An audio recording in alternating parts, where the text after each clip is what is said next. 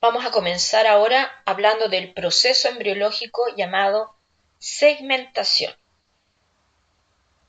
Segmentar, partir, dividir.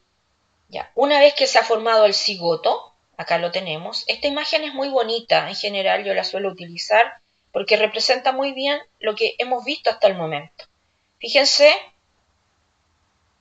tenemos nuestro ovario, ocurrió la ovulación, el ovocito, recordemos, ovocito 2 en metafase, acompañado de su zona pelúcida. Esto amarillo es la zona pelúcida y esto de un color como medio verdoso, se fijan, parece como un solcito, esta sería su corona radial. Llegamos a la zona de la ámpula o ampolla de la trompa o tuba uterina y se produce la fecundación. Aquí inicia con la penetración del espermatozoide de 1 al citoplasma de nuestro ovocito 2. Recuerden que ingresa completo, cabeza y cola. Bien, generado eso, ya sabemos que termina la segunda meiosis y esta célula, este gameto, por fin va a ser un óvulo. Cuando es un óvulo, recién se combinan los materiales genéticos y en ese momento obtenemos una célula única y totipotencial llamada cigoto. El cigoto permanece rodeado por su zona pelúcida. Ahora, en el espacio perivitelino todavía deberían estar los polocitos. Se han descrito que permanecen vivos un tiempo más, pero sin ninguna participación en los eventos que prosiguen. Pero si se fijan, la corona radiada ya no está presente porque recuerden que fue disgregada completamente por todos los espermatozoides que pretendían fecundar. No así la zona pelúcida. La zona pelúcida siguió estando ahí. Al contrario, cada vez más impermeable, evitando que cualquier otro espermatozoide ingresara. Pero ahora lo que tenemos es una célula que tiene toda la información para formar un individuo completo. Por eso es una célula totipotencial, llamada cigoto. Cigoto se escribe con Z y también se escribe con C en español. En inglés con Z y con Y. Bien, se formó el cigoto y a las pocas horas de haber concluido la fecundación, se puede observar en la trompa uterina, o bien si lo hacemos esto in vitro, en una placa, ya podemos observar la presencia de 2 células, ahora, a las pocas horas. Bien, y de aquí en adelante se van a suceder una serie de divisiones celulares. A todas las células que se forman a partir del cigoto, de aquí en adelante, a cada una de ellas se les va a conocer como blastómeras. Y cada una de estas blastómeras sigue siendo totipotencial, al igual que el cigoto. Pero si se fijan, son cada vez más pequeñas. A medida que aumenta el número de células, el tamaño de ellas se reduce. Este es un embrión. Este es un embrión. Todos ellos son embriones. Es unicelular, estos ya son todos multicelulares. A medida que va aumentando el número de células, cada vez se hace más pequeño. Pero el tamaño del embrión es constante. ¿Y quién determina que se mantenga constante ese tamaño del embrión? Es la zona pelúcida. Cuando yo comienzo a ver en la trompa uterina un embrión de 2 o más células, a ese proceso yo le denomino segmentación, porque cada vez estas células se van dividiendo. Y el tipo de división es una mitosis, pero es una mitosis atípica. ¿Por qué es atípica? Porque si se fijan, cada célula hija es más pequeña que la célula que le dio origen. Las células hijas entre ellas tienen el mismo tamaño, o un tamaño similar, pero son mucho más pequeñas que las células que le dio origen. Esa es una primera causal para que este tipo de división mitótica sea atípica. Bien, ahora, fenotípicamente son distintas estas células, pero genotípicamente, o sea, si yo analizo el material genético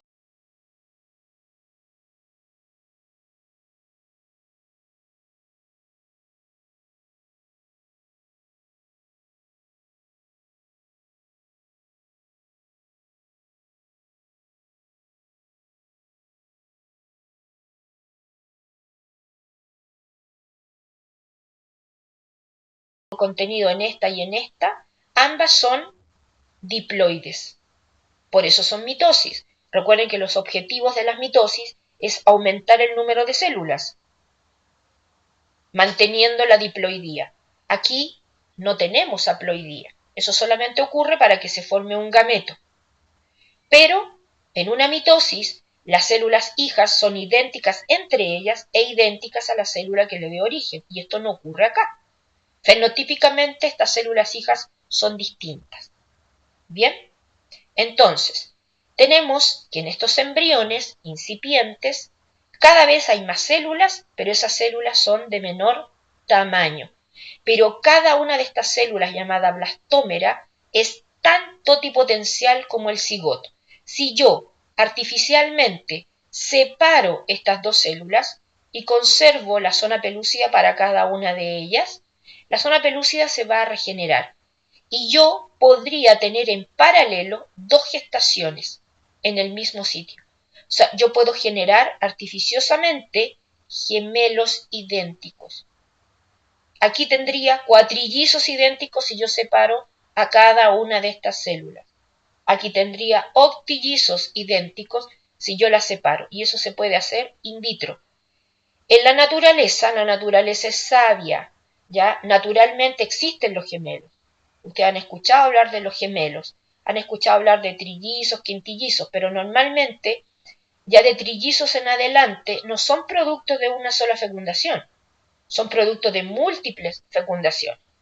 Pero cuando hablamos de gemelos idénticos, incluso se han descrito por ahí trillizos idénticos, es porque en forma natural o artificiosa ocurrió esto.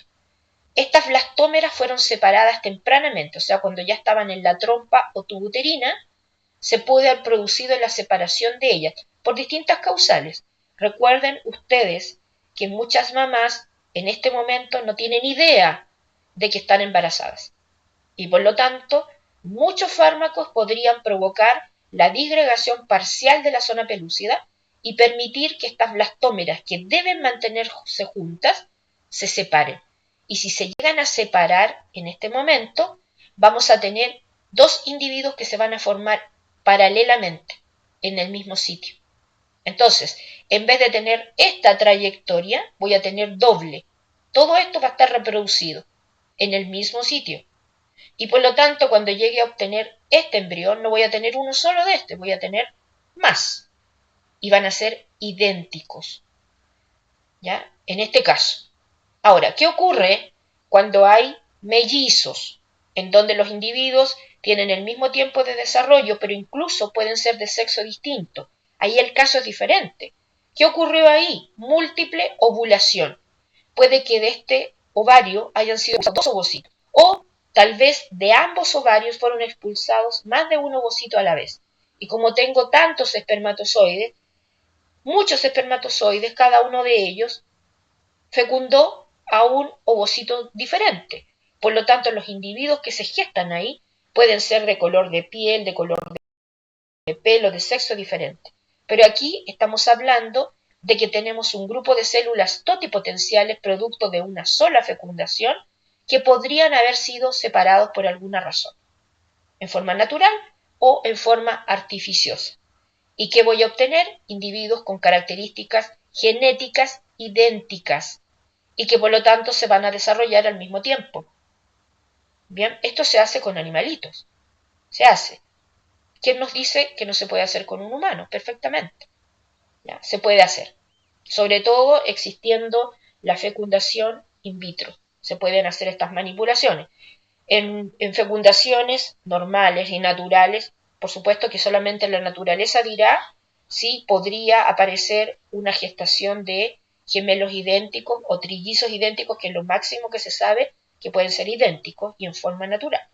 Bien, entonces, todas las células que se formen a partir del cigoto durante el proceso de segmentación, y la segmentación consiste en que va ocurriendo la división mitótica atípica de cada una de estas células, son totipotenciales, cada una de estas formaciones celulares nuevas. ¿Cómo se llaman estas células? Blastómeras. Son siempre más pequeñas que las células que le dieron origen.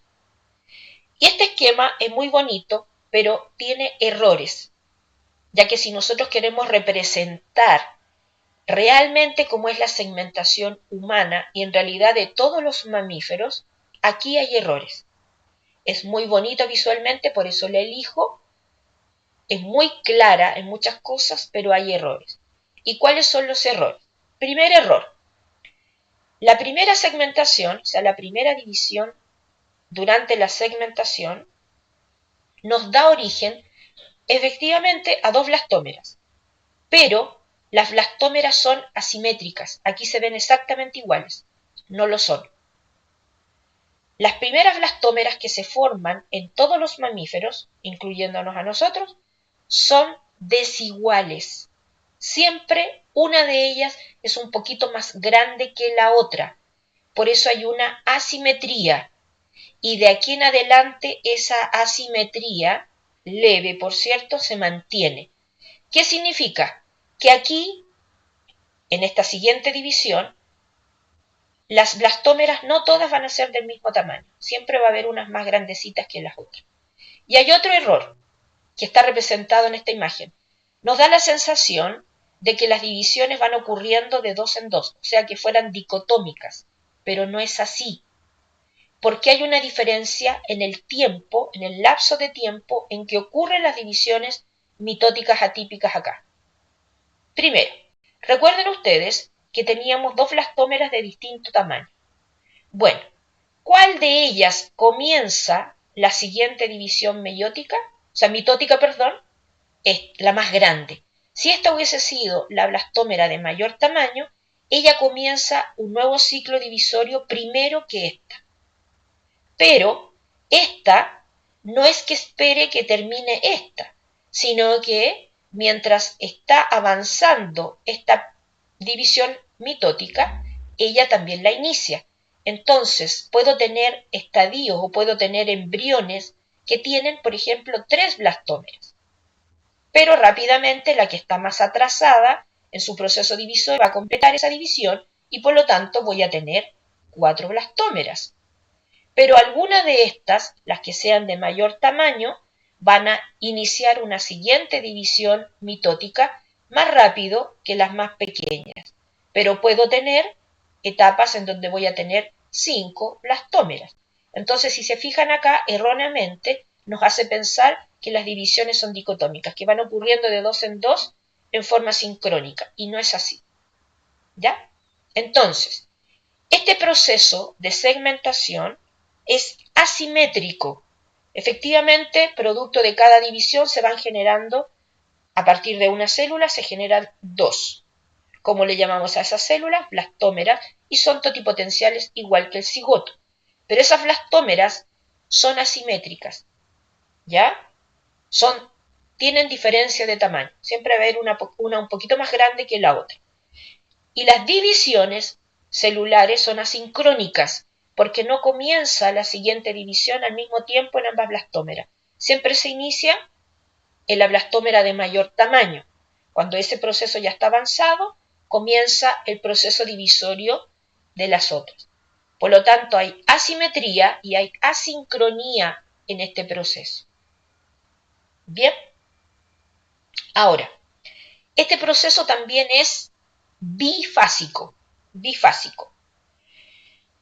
Cuando ocurren las primeras divisiones mitóticas atípicas durante este proceso de segmentación, es rápido. O sea, de 2 células llego rápidamente incluso a 16 o 32 células. Generalmente hasta las 16 células todavía es rápido. Pero de aquí en adelante el proceso es mucho más lento. ¿Ya? Mientras menor cantidad de blastómeras estén contenidas o estén formando a estos embriones, más rápidas son sus divisiones mitóticas. Pero a medida que vamos avanzando y cambiando de número, aumentando el número de células, este proceso divisorio se hace más lento. Porque si se fijan, el embrión tiene el mismo tamaño, pero cada vez debe contener una mayor cantidad de blastómeras, lo que enlentece este proceso y de esa manera se regula la cantidad de células que finalmente se puedan formar. Bien, entonces eso es importante. Ahora, ¿quién evita que se separen estas blastómeras, la zona pelúcida. Porque ya sabemos que si se separaran, tenemos la posibilidad de que se generen individuos idénticos acá. Y en un ser humano, el útero de un ser humano en condiciones naturales no tiene la capacidad más que para albergar a un individuo a la vez. Eventualmente podrían ser dos. Embarazos de mayor cantidad de embriones y fetos es riesgoso, tanto para ellos como para su madre. ¿Bien? Porque no está condicionado. Hay otra función importante que cumple la zona pelúcida durante la segmentación, además de evitar que se separen estas blastómeras. ¿Qué pasaría si nosotros sacáramos completamente la zona pelúcida y ésta no pudiese regenerarse? Aparte de separarse las blastómeras, cada una de estas blastómeras tendría la capacidad para pegarse, para fijarse a la pared de la trompa o tubo uterina. Y eso a veces ocurre patológicamente. Hay fármacos que estimulan eso. A eso se le conoce como implantación precoz. Implantarse es fijarse, pegarse en algún sector. En la gestación, la implantación debe ocurrir en el útero, porque recuerden que fue el útero, fue el endometrio uterino el que se preparó para una gestación, no la trompa uterina. La trompa uterina es un órgano de paso de los embriones, que se van formando a partir de la fecundación. Ellos tienen que movilizarse hasta que lleguen al útero. El útero los está esperando. Por lo tanto, en la zona pelúcida, durante la segmentación, evita no solamente la separación de estas blastómeras, sino que evita que estas blastómeras tomen contacto con la pared de la trompa uterina, porque si eso ocurriese, se quedan pegadas ahí. Y puede continuar el desarrollo de ese embrión, pero en la trompa uterina, y eso es un desastre. La trompa uterina es extremadamente delgada, no está acondicionada para una fecundación, para una gestación. Por lo tanto, se pone en riesgo, una vez más, obviamente la vida del embrión y la vida de la madre. Existen las implantaciones en sitios inapropiados. El más común de esos sitios inapropiados es la trompa o tubo uterina. ¿Y qué pasó ahí? Falló la zona pelúcida o algo la hizo fallar. Repito, recuerden que en este momento la madre no sabe que está embarazada, porque han transcurrido muy pocos días. Aproximadamente, miren, cuando llegamos a esta estructura que está aquí, a este embrión que está mencionado acá abajo, que se llama blastocisto, recién han transcurrido entre 5 a 6 días. Solamente ahí. Aquí aproximadamente cada 12 a 24 horas van produciéndose estos cambios que estamos indicados acá. ¿Ya? Entonces llevamos un tiempo muy corto, ni siquiera llevamos una semana, después de que ha existido la fecundación. Por lo tanto, no hay ninguna señal que le indique a la madre de que está o que ha sido o que ha tenido una fecundación. Bien. Ahora, ya tenemos algunas de las características de la segmentación. La segmentación se caracteriza por las divisiones celulares, por el aumento de células a nivel del embrión. ¿Ya? Ahora, cada una de esas células se llama blastómeras y son totipotenciales. Las blastómeras hijas son asimétricas entre ellas. ¿Bien? Las divisiones mitóticas de cada una de esas blastómeras es asincrónica.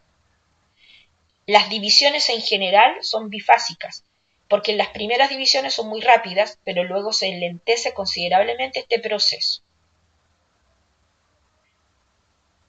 Se mantiene constante el tamaño del embrión durante este proceso.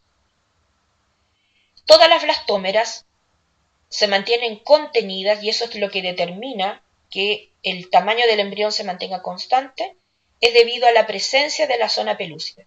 La zona pelúcida evita que se separen las blastómeras y evita que estas blastómeras tomen contacto con la pared de la trompa uterina. Si eso ocurriese, ocurriría una implantación tubárica que es riesgosa para la madre y para el embrión y nunca va a llegar a término. No existe ninguna opción de que llegue a término. Bien, la implantación solamente debe ocurrir en el útero, que es el órgano que se acondicionó para aquello. Repito, la trompa uterina solamente es un órgano de paso, nada más. Entonces, mientras avanza el embrión hacia el útero, cada vez tiene mayor cantidad de células. Ahora, el embrión no es móvil. ¿Cómo es transportado el embrión? A través de las contracciones musculares de la pared de la trompa uterina y a través de los cilios presentes en el epitelio de esta trompa uterina. Esos dos componentes contribuyen a que se movilice este embrión. Ahora, cuando el embrión tiene 8 a 16 blastómeras, adquiere una forma muy particular, toma una forma redondeada. Y por el aspecto que tiene, semejante a una mora, a este embrión se le va a denominar mórula. Y se sabe que hasta este momento todas las blastómeras son totipotenciales. O sea, yo podría separar cada una de estas blastómeras y generar un individuo completo. O sea, si tenía 8 blastómeras, puedo tener 8 gemelos idénticos, ¿ya? O puedo tener 16. Hasta aquí se sabe que se conserva la totipotencialidad de las blastómeras, al igual como lo tenía el cigoto. Durante todos estos estadios de desarrollo, durante la segmentación, las blastómeras son totipotenciales. ¿Bien? Pero justamente, como la mórula se forma muy cercano al útero, antes de que llegue al útero, la mórula experimenta cambios. Y a esos cambios se le llama compactación de la mórula. ¿Y en qué consiste? En que las blastómeras más superficiales, o sea, las que toman contacto directo con la zona pelúcida, van a unirse fuertemente entre ellas, porque van a expresar, ¿ya?, uniones intercelulares entre ellas. Y además secretan una proteína adhesiva llamada ovomorulina, que prácticamente sirve de pegamento para consolidar las uniones fuertes entre estas blastómeras. Y aquí ya comienza una diferenciación, porque las blastómeras que quedan más internamente no van a adquirir estas mismas características, se van a mantener todavía con cierta totipotencialidad. Pero estas de aquí, las que están pegadas a la zona pelúcida, van a ser totalmente distintas de aquí en adelante a las más internas. Entonces, ya no todas van a ser totipotenciales, solamente permanecen algunas de ellas con esa característica. ¿Y dónde van a quedar esas? En el interior de esta estructura. Entonces, ¿qué pasa? Cuando se compacta la mórula, aparecen sectores distintos. Hasta acá lo mismo, se veía exactamente igual por donde uno la mirara, ¿ya? Pero aquí no. Ahora, si nosotros partiéramos, una vez que se ha compactado esta mórula, si nosotros partimos este embrión, vamos a ver sectores distintos. Vamos a ver de que ha ocurrido una reorganización de las células que constituían a este embrión. Y cuando ocurre esa reorganización, se pueden reconocer 3 componentes característicos. Y a este embrión que se forma como consecuencia de la compactación de la mórula, le voy a llamar blastoquiste. Y es el último que se forma durante el proceso de segmentación. Y este embrión, llamado blastocisto o blastoquiste, tiene que observarse solamente en el útero, porque este es el embrión que está acondicionado para que ocurra la implantación. Y vamos a ver qué características tiene. Si la implantación se ocurriese tempranamente, cuando solamente tenemos algunas blastómeras, puede llegar a formarse un blastoquiste o blastocisto, pero va a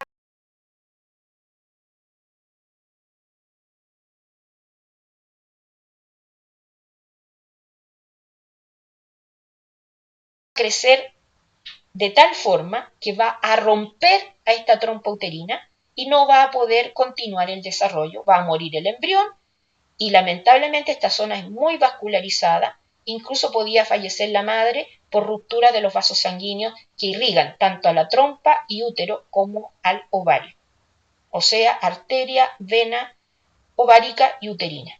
Toda esta región que generalmente podría estar implicada. Por lo tanto, es muy grave. Bien, entonces, incluso hasta la mórula compactada, inicialmente compactada, se puede encontrar en la trompa uterina. Pero el blastoquisto o blastocisto, cuando se reconozca como tal, debe estar exclusivamente en el útero, en el lumen uterino. Entonces, pongan atención, la segmentación se realiza principalmente o ocurre principalmente en la trompa o tubo uterina, pero finaliza en el útero, por lo tanto hay dos órganos implicados en este proceso de segmentación, principalmente trompa uterina y finalizaría en el útero con la formación del blastoquiste o blastocisto. Ahora vamos a ver un detalle de todo lo que acabo de señalar y vamos a agregar algunas cosas además. Este es el resumen de lo que ocurre durante la segmentación. Ya lo vimos, comenzamos, ¿no es cierto?, formación de dos blastómeras de diferente tamaño. Ambas son totipotenciales. Si fijan, ambas continúan siendo rodeadas por la zona pelúcida e incluso todavía el espacio perivitelino puede contener polocitos, pero ellos no intervienen para nada. Aquí se ven dos blastómeras, se fijan, no son idénticas en tamaño, y aquí se ve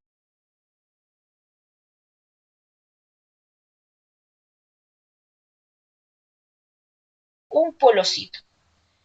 Aquí tenemos esta región, es en la zona pelusa, y miren todas esas como manchitas que se ven ahí, esos son espermatozoides. Todavía no han perdido, ¿no es cierto?, la esperanza, ¿no es cierto?, de fecundar, pero ya no pueden. Esto ya va avanzado y la zona pelúcida evita cualquier intervención a este proceso. Esta es una imagen obtenida in vitro en una placa Petri. Uno puede observar todo este proceso fuera del vientre materno. Acá tenemos más avanzado el proceso. Bien, entonces, fíjense como aquí claramente se ven blastómeras de diferente tamaño. Ahí tenemos una división de las que están por fuera, están por atrás. Y acá tenemos, ¿no es cierto?, dos formadas de distinto tamaño. Ahora, no sabemos, lo más probable es que en esta ocasión ya esté formándose una quinta, no se ve, porque esta es una vista tridimensional de la blastómera. Aquí la representación esquemática, tenemos, ya, fíjense que en este caso acá ya no aparecen los polocitos, pero se ha visto que los polocitos en el espacio perivitelino pueden permanecer, específicamente el 2, que es el último en formarse, incluso cuando todavía estamos en presencia de una mórula. Miren aquí, todavía hay un espermatozoide intentando hacer algo. ¿Ya? Bien. Cuando tenemos aproximadamente 4 a 5 blastómeras, en algunas de ellas aparece lo que se llama el plan germinal, que es un conjunto de proteínas que va a aparecer en algunas blastómeras incipientes, pero todos los derivados de esas blastómeras incipientes se saben que finalmente van a originar a la CGP. ¿Se acuerdan de la CGP? Las células germinales primordiales que se alojaban en el saco vitelino. Bueno, tempranamente hay blastómeras que expresan proteínas que nos van a indicar que a partir de esas blastómeras se van a formar las células germinales primordiales que van a quedar alojadas en el saco vitelino, hasta que de ahí puedan migrar a la gónada en formación. Muy temprano todo. Bien, acá tenemos prácticamente ya una mórula. Aquí tenemos dos imágenes, una tomada de un video, miren, un video ahí, y esta es una foto donde básicamente se utilizó lo que se llama la criofractura. En ambos casos tenemos una mórula, todas estas blastómeras rodeadas por la zona pelúcida. Aquí se está señalando una estructura muy pequeñita, es un polocito, ahí todavía hay metido uno, ¿ya? Las blastómeras, la zona pelúcida, y aquí todavía puede haber un polocito. Acá en esta imagen no se ve. Una vez que se forma la blastómera, que dijimos que se puede reconocer esa forma cuando tiene entre 8 a 16 blastómeras, toma esa forma redondeada como una mora. Una vez que adquiere esa forma, comienza el proceso de compactación. Y miren acá, como que ya no puedo reconocer los límites de las blastómeras. Se fusionan tanto entre ellas que ocurre algo muy parecido a lo de las células epiteliales cuando nosotros las observamos. No podemos individualizarlas, pero si nosotros cortáramos este embrión, veríamos que en el interior las blastómeras que no están cercanas a la zona pelúcida todavía mantienen su individualidad, pero las que están más externamente o más superficiales, o sea, más tomando contacto con la zona pelúcida, son las que pierden esta individualidad, prácticamente se fusionan entre ellas porque aparecen uniones intercelulares y aparece esta glicoproteína, la ovomorulina, que las mantiene pegadas. Por lo tanto, ya no son células totipotenciales. Se ha probado, se han separado células compactadas y se ha visto que no son capaces de dar origen a ningún individuo. Solamente las que tienen esa capacidad son las blastómeras más internas. Y una vez que ha ocurrido eso, vamos a diferenciar claramente segmentos, partes de este nuevo embrión. Entonces acá miren, tenemos el proceso de formación del blastoquiste o blastocisto. Requisito que se haya compactado la mórula. ¿Y nosotros qué vamos a reconocer en un blastoquiste o blastocisto ya formado? Se va a reconocer un grupo de células pegadas a la zona pelúcida, y a ese grupo de células, ahora que han perdido su totipotencialidad, a esa capa se le va a denominar trofoblasto. Todo ese sector debajo de la zona pelúcida. Esta wincha que se ve ahí es la zona pelúcida. Entonces, cuando se forma un blastoquiste, todavía está presente la zona pelúcida. Inmediatamente por debajo, este grupo de células que van a formar como una especie de cápsula, ya muy, muy fuertemente unidas y que van a perder la totipotencialidad, y en conjunto le vamos a denominar trofoblasto. ¿Cómo le vamos a denominar al grupo de blastómeras internas que quedaron? Estas células se van a volver secretoras. Son totipotenciales, pero son secretoras. Al producir líquido se va a generar una cavidad llena de líquido. A la cavidad le vamos a denominar cavidad del blastoquiste o cavidad del blastocisto. También se le conoce como blastocele.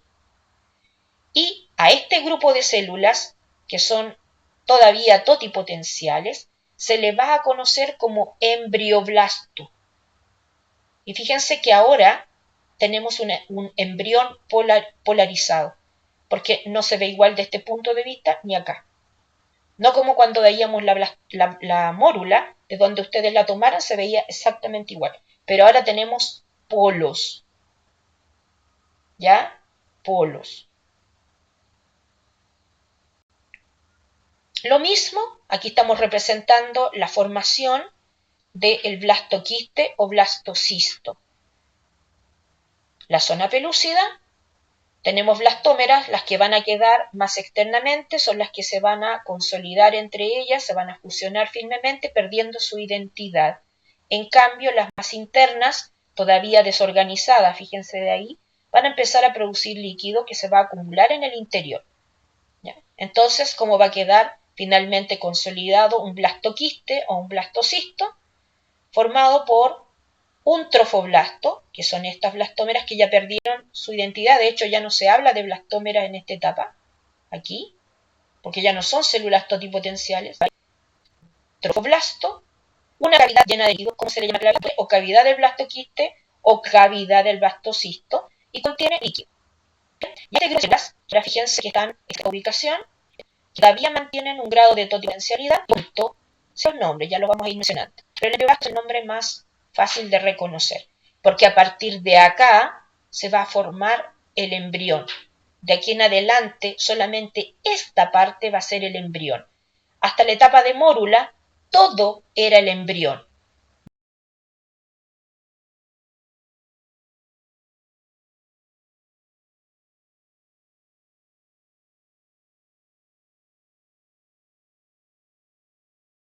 De aquí en adelante, solamente esto va a constituir un embrión. El trofoblasto va a seguir un camino absolutamente distinto. La zona pelúcida, cuando recién se forma el blastoquiste, es parte del componente, pero esta zona pelúcida debe desaparecer para que finalmente este blastoquiste o blastocisto se implante. Mientras exista zona pelúcida, la implantación no va a ocurrir. Naturalmente debe disgregarse, debe zafarse este blastoquiste de la zona pelúcida o disgregarse completamente ella. ¿Ya? Ahora, mientras exista la zona pelúcida, se mantiene constante el tamaño de este blastoquiste o blastocisto. Pero una vez que se libera de la zona pelúcida, se expande el blastoquiste. Y eso permite que tome contacto con la pared uterina, con el epitelio uterino principalmente. Y luego vamos a ver qué pasa. Bien. Aquí, esquemáticamente representado, y también en la imagen que se ve en una placa Petri, representados los componentes de un blastoquiste o blastocisto formado recientemente. ¿Bien? Las mismas partes que ya hemos señalado. Ahora, ¿qué se sabe? ¿Qué va a ocurrir de aquí en adelante? Miren lo que pasa. Aquí ya sabemos que estamos en el útero. Tenemos que estar en el útero, en esta cavidad. Entonces acá nosotros hicimos un corte para poder ver la organización de este blastoquiste o blastocisto. Aquí en celeste se representó el embrioblasto, que también se conoce como masa o macizo celular interno. ¿Ya? Embrioblasto, también conocido como masa o macizo celular interno. Y de aquí se sabe que va a formarse el embrión. Ahora, no solamente el embrión, pero nos interesa el embrión por el momento. Como el trofoblasto tiene un camino absolutamente distinto, el trofoblasto, una vez que desaparezca la zona pelúcida, ¿qué es lo que le está pasando acá? ¿Se fijan? Como que se está perdiendo la zona pelúcida. Una vez avanzado el desarrollo del blastoquiste o blastocisto, la pelúcida debe desaparecer de una forma. ¿Ya? Ahora, una vez que desaparece, vamos a controlar el tamaño de esta estructura. Se va a elongar el trofoblasto, va a crecer considerablemente, y este trofoblasto va a tomar contacto con el tejido materno. Primero lo hace con el epitelio y luego con el tejido conectivo que está en el endometrio. ¿Y qué va a ocurrir ahí? Se va a producir un proceso embriológico llamado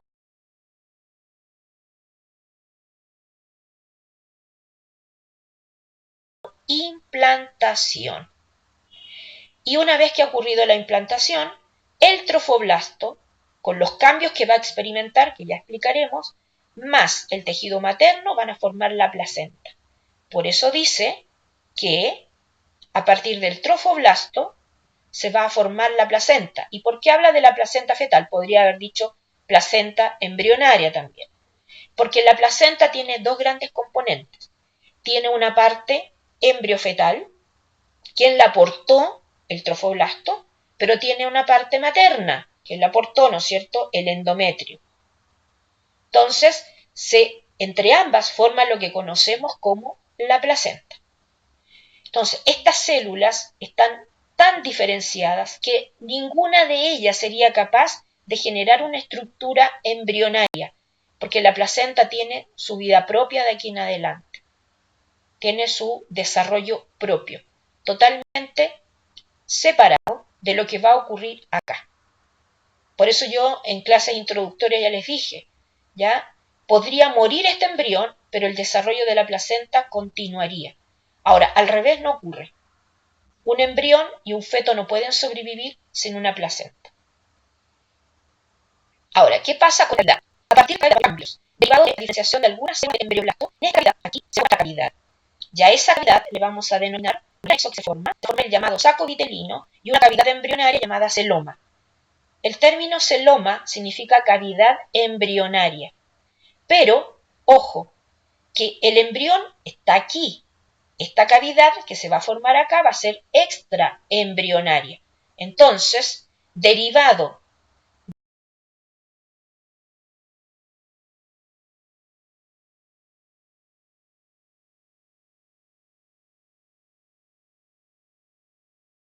del blastocele o cavidad del blastoquiste. Posteriormente se va a formar un anexo llamado saco vitelino y una cavidad extraembrionaria llamada celoma extraembrionario.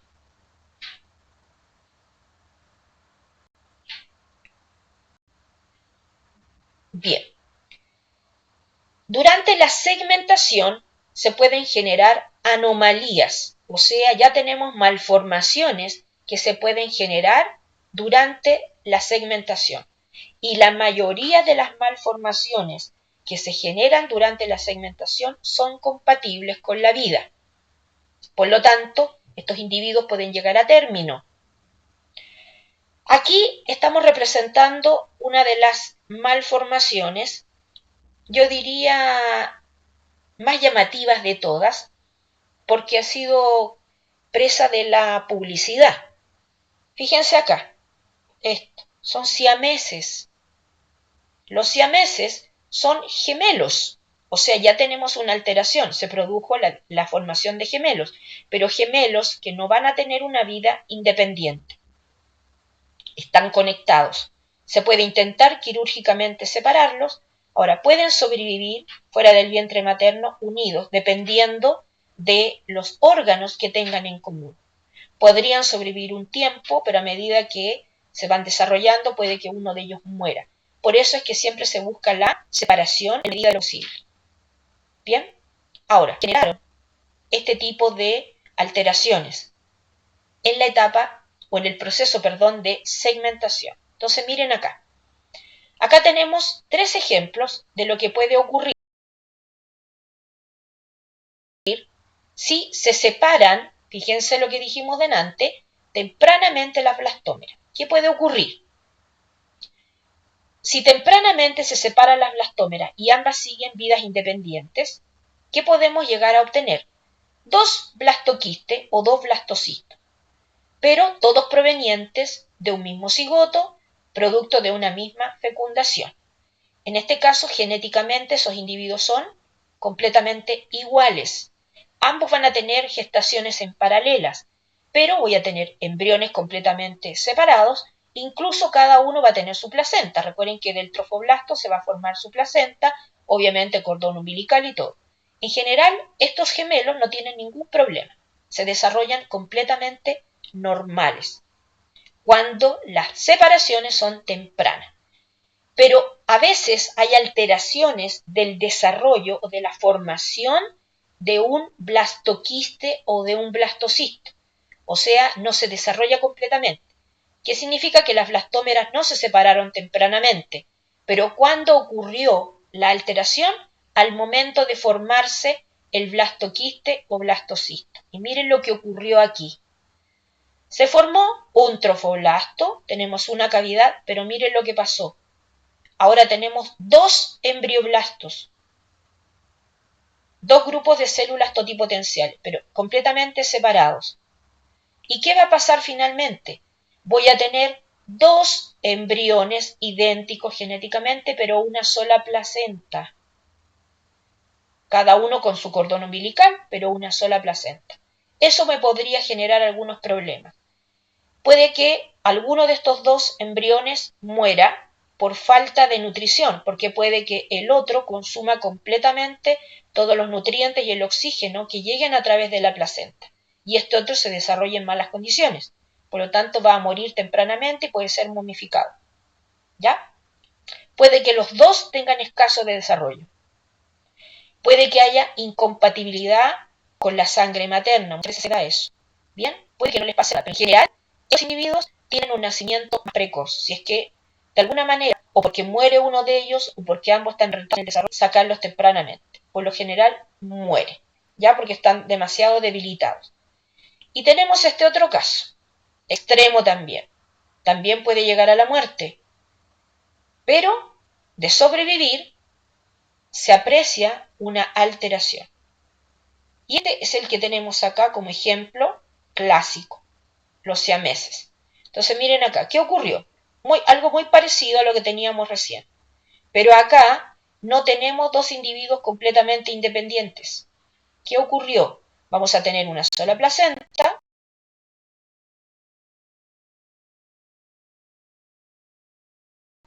vamos a tener, cada uno va a tener su cordón umbilical, pero ¿qué pasó acá? No hay una separación completa entre los embrioblastos o macizo celular interno. Entonces se van a desarrollar dos embriones, pero van a compartir células. Y estas células, a medida que vamos avanzando en el desarrollo, van a determinar qué órganos o tejidos se desarrollan a partir de ellas. Y va a haber un compartimento de ellos acá. En este caso se desarrollaron completamente dos individuos, pero comparten órganos probablemente tóraco-abdominales. Estos son los que han nacido en años anteriores, no sé si ustedes se han de alguna manera informado. Hay varios casos y siempre son noticia porque se hace la separación. A veces con éxito, otras veces sin éxito, dependiendo de qué órganos comparten. Tenemos varios tipos de malformaciones. Los que vimos recién, esos siameses, ¿ya? A eso se les llama monstruos. Ustedes saben que toda malformación se conoce como monstruos. Y a los que toman esa forma muy parecida, se dice que a una letra X o a una letra H, se les llama monstruos en X o en H. Y en general se les llama anacatadídimos a esos monstruos, que son los siameses propiamente tales. En conjunto se les llama así, pero para denominarlos precisamente se utiliza la terminación pago, indicando, por ejemplo, las zonas orgánicas o las zonas corporales que comparten.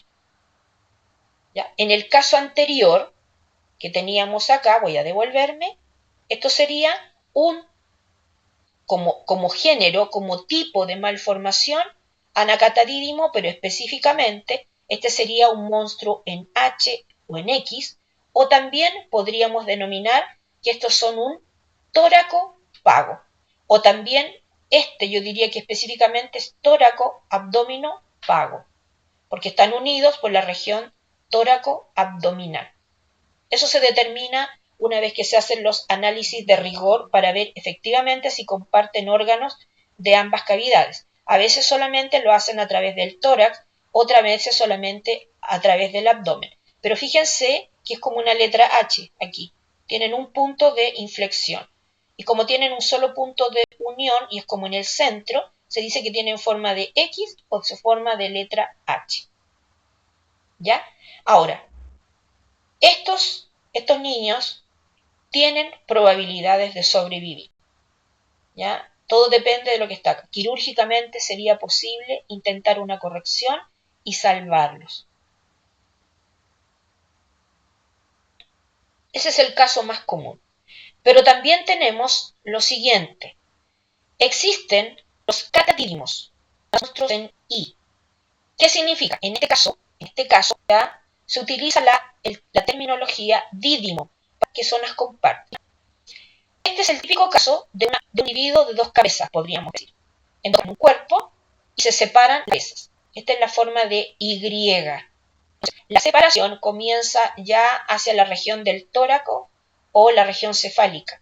Entonces, lo normal, aparentemente uno ve solamente dos cabezas, pero muchas veces la división ya comienza en la región del tórax. Entonces, tóraco dídimo.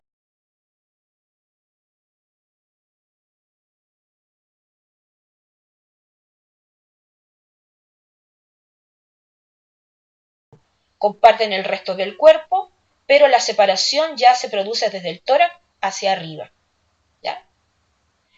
Y aquí tenemos el otro extremo. Esta es la lambda, los monstruos en lambda o anadídimos en general. Se utiliza la terminología adelfo para señalar, ¿no es cierto?, los puntos en los cuales se unen. A ver, en este caso tenemos una cabeza, tenemos un cuello, y ya hacia la región del tórax y abdomen y extremidades inferiores ocurre la separación. ¿Ya? Entonces, un ejemplo de un anadídimo sería el tóraco adelfo.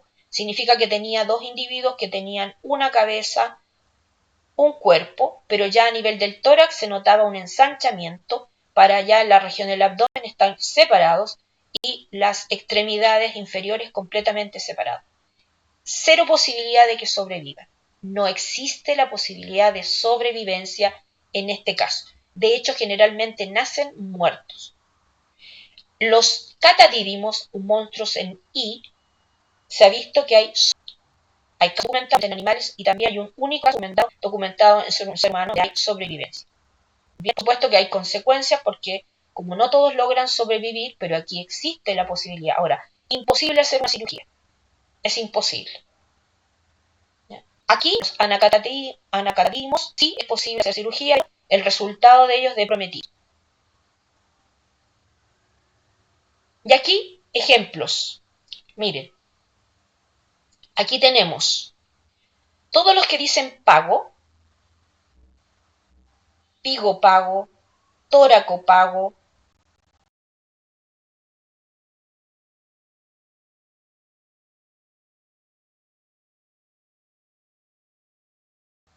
¿ya? Son individuos en los cuales, ¿cierto? Yo puedo identificar claramente los cuerpos de ambos. Cefalopago también. Estos son monstruos en X o en H. Pero están unidos solamente por un punto en el cuerpo. Entonces, dependiendo de la región en donde esté la unión, es el nombre. Ahora, miren acá. Este sería el de acá, el que dice céfalo toracodídimo. Este sería un monstruo en I. En Y. Un solo cuerpo completo, pero la separación ya comienza a nivel del tórax y por supuesto finaliza la región cefálica. Y este es el caso extremo, en donde no son céfalo, toraco, adelfones, o sea, comparten la región cefálica, la región torácica, la abdominal y se produce la separación, no sobrevive. Existen otros casos en donde solamente se desarrolla completa un individuo, pero aparecen partes de otro, porque la separación de estas blastómeras que formaron este embrioblasto no fue completa, solamente hubo algunas células que se mantuvieron unidas.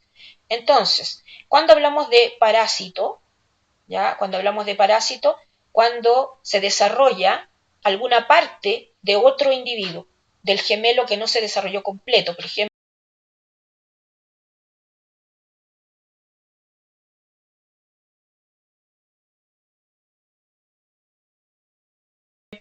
se desarrolla completo el cuerpo de uno, pero le puede aparecer una duplicidad en los brazos, en una pierna, pueden aparecer dedos duplicados, incluso pueden aparecer internamente órganos duplicados, ¿ya?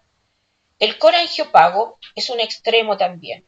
En este caso, uno de los embriones que se desarrolló en forma incompleta, lamentablemente puede tener una gran vascularización, una gran irrigación, y eso compromete la vida del individuo que está completamente formado.